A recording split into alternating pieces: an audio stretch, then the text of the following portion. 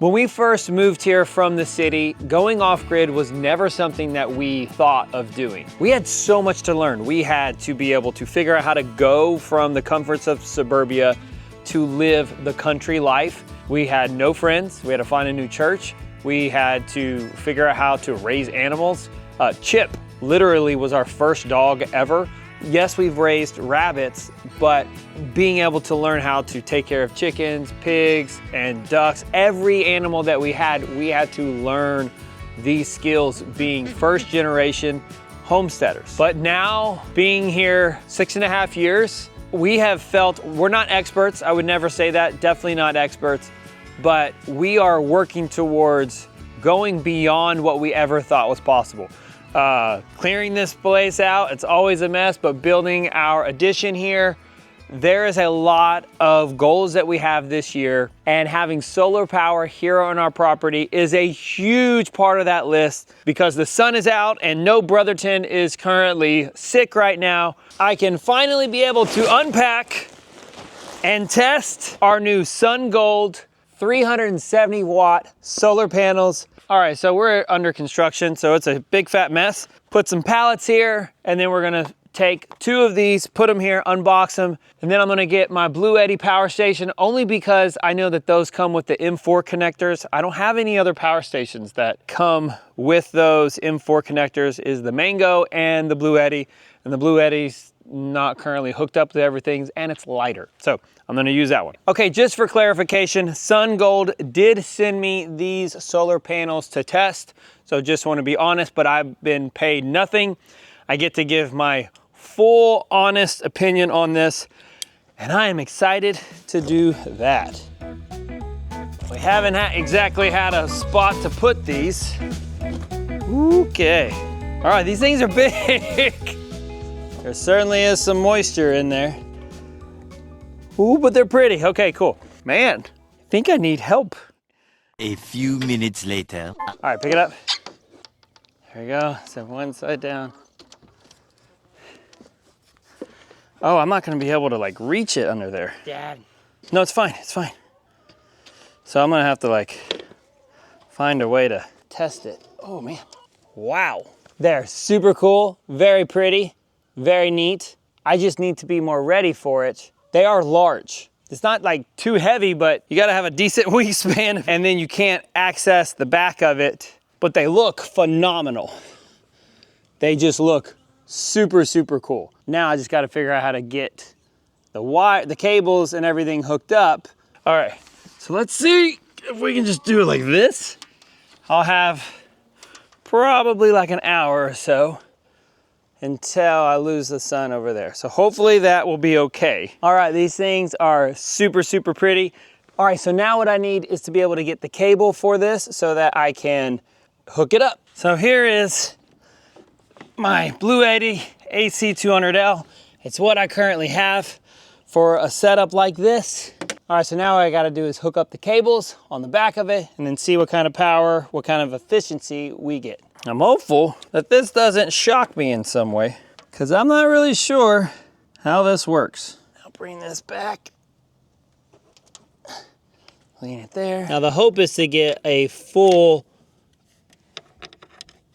real deal solar setup, not just relying on these power stations. I really like the power stations, but I'm excited to be able to go completely off grid.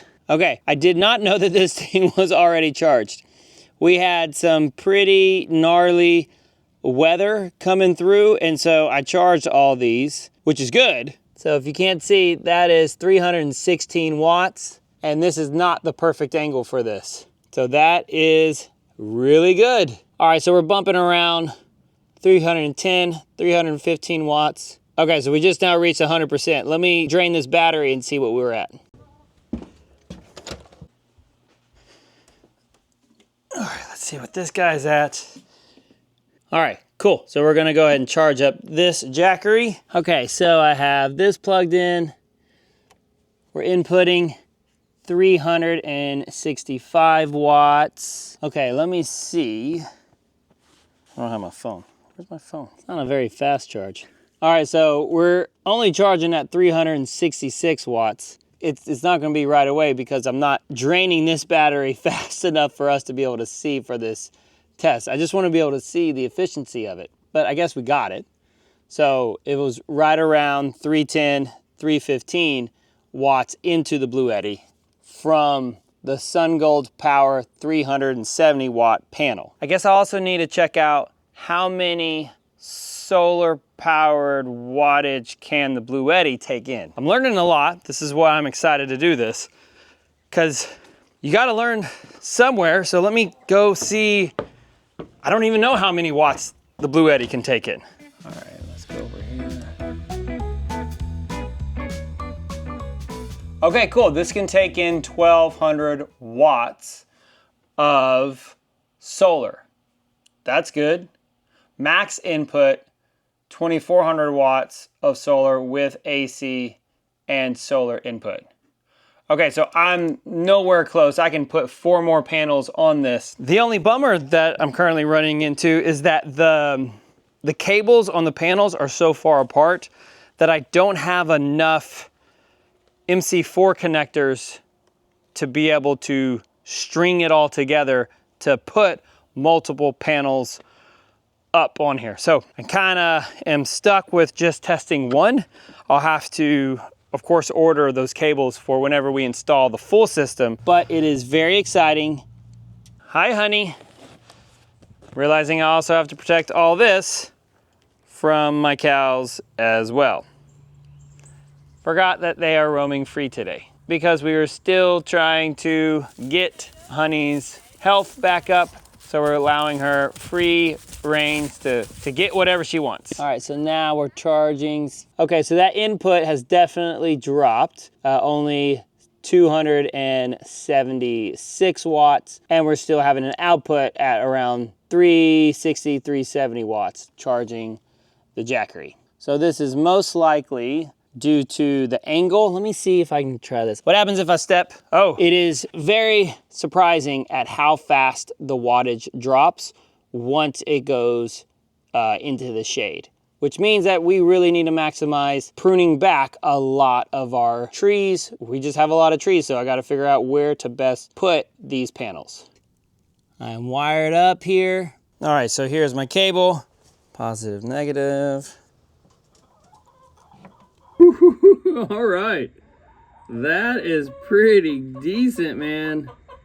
342. There's the panel right there. That is pretty solid at 342. Wow.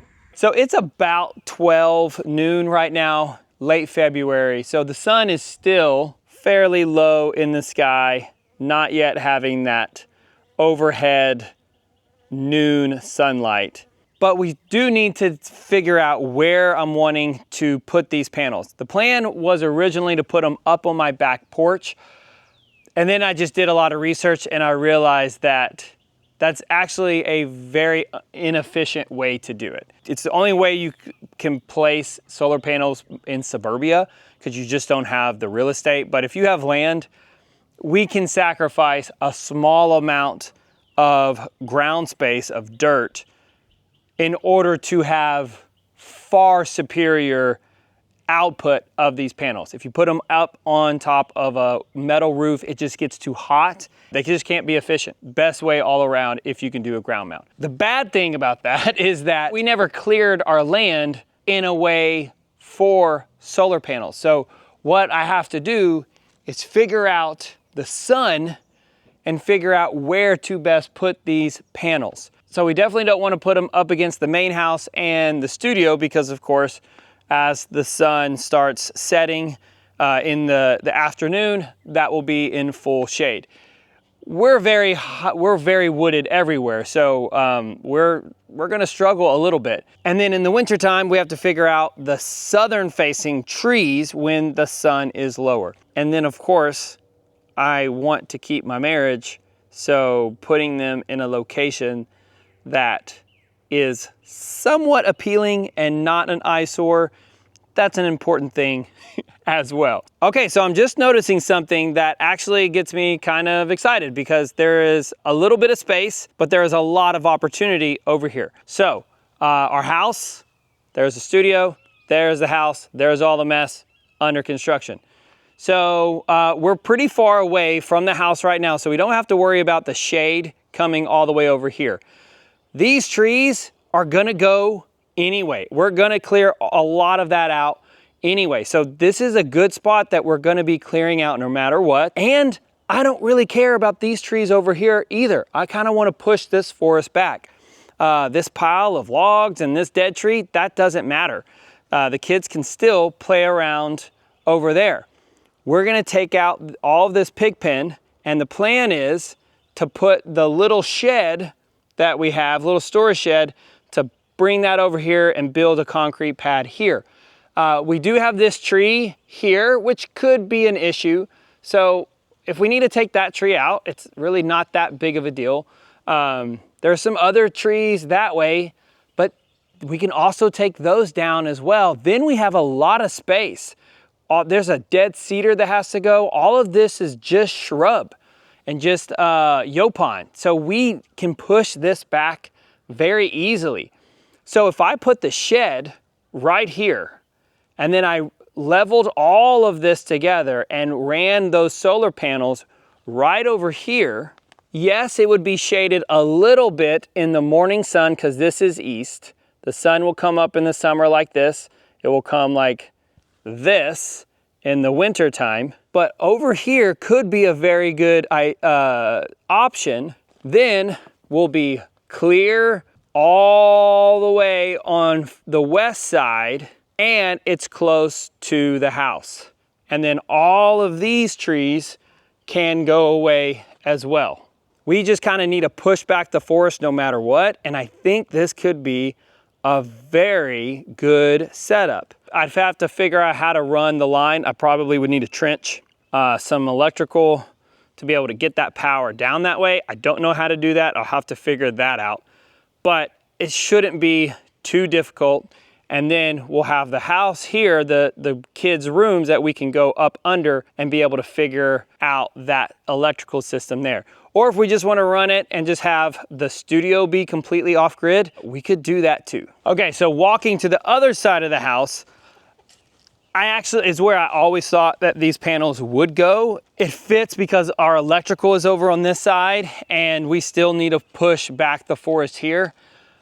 But it is a lot of forest to push back. And it would also be taking down trees on the west side of our house. So I actually like keeping the trees on the western side of our house because it can help shade the house. And that's passive cooling. That is everything that you would want here in our climate here in Texas, is you want to be able to shade your house. You don't want to shade your solar panels, but you want to be able to shade your house so that you don't have to use as much air conditioning. So of course, here's our electrical, and then we're building the nursery right there where the dogs are.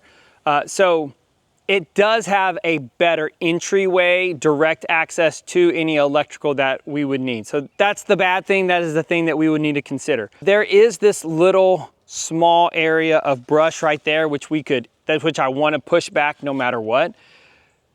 But I have then these big oaks that I really don't want to lose because they provide late afternoon shade for our house. This oak right here, when the sun in the summer is way over here and it's that 4 o'clock Texas sun that is low and strong and hot, it really adds some nice shade here over at our house. Okay, so now that I've talked about a little bit about where we're gonna put the solar panels, let's go into what the new ground mount system that I'm gonna build. It is the IntegraRack ground mount system. So I'm very, very excited to be able to bring to you 2 different products, 2 different companies to be able to test and share with you and give you my full opinion. This is supposed to be a extremely easy install and a way to mount it to the ground, to secure it to the ground so that if you ever have any high winds, I'm just excited about this product. So pairing that ground mount with these Sun Gold 370 watt solar panels. I have 12 of these solar panels. We're gonna have a full-on system.